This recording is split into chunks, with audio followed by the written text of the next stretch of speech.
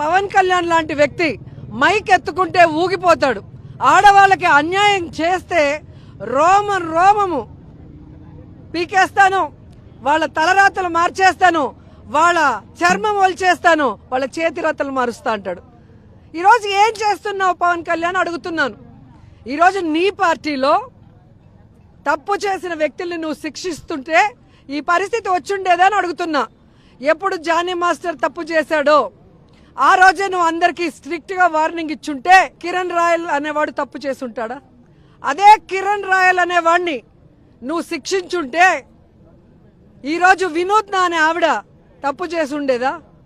నువ్వు వినూత్న తప్పు చేసినప్పుడే పార్టీ క్యాడర్కి ఒక స్ట్రిక్ట్ గా వార్నింగ్ ఇచ్చుంటే ఈరోజు శ్రీధర్ లాంటి ఎమ్మెల్యే, మీ జనసేన ఎమ్మెల్యే ఈ విధంగా ఆడపిల్ల జీవితాన్ని నాశనం చేస్తుంటాడా అని అడుగుతున్నా. అంటే నీ ప్యాకేజీలు నీకు ముఖ్యం, నీకు స్పెషల్ ఫ్లైట్లు ఇస్తే చాలు, ఎవరు ఎక్కడ చచ్చినా పర్లేదన్నట్టుగా నీ ప్రవర్తన కనిపిస్తుంది. కేవలం చంద్రబాబు నాయుడు ప్యాకేజీల కోసం జగనన్నను తిట్టడానికి ఈ ఆంధ్రప్రదేశ్కి వస్తావు తప్ప ప్రజలకి కష్టం వచ్చినప్పుడు వాళ్ళని ఓదార్చడానికో, ఆ కష్టం చేసిన వాడిని శిక్షించడం కోసమో, లేదా ఆ విక్టిమ్ ఎవరైతే ఉన్నారో బాధితులు వాళ్ళకి న్యాయం చేయడానికి ఏ రోజైనా నువ్వు ఆంధ్రప్రదేశ్కి వచ్చావని ప్రశ్నిస్తున్నా. ఇది జనసేననా, కామసేననా, కామాంధుల సేన అని ఈరోజు అందరికీ కూడా అనుమానం కలుగుతుంది.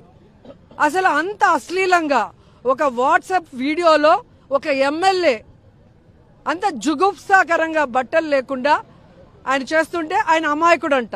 వాళ్ళ తల్లి ప్రెస్ మీట్ అంటే ఒక అమాయకురాలైన తల్లి దగ్గర అబద్ధాలు కూడా చెప్పిస్తూ ఒక ప్రెస్ మీట్ పెడతారు. పవన్ కళ్యాణ్ ఏమో ఒక లెటర్ ఇస్తాడు, 3 man కమిటీ వేసాము, తప్పు జరిగిందా లేదా అని విచారించి శిక్షిస్తాడంట.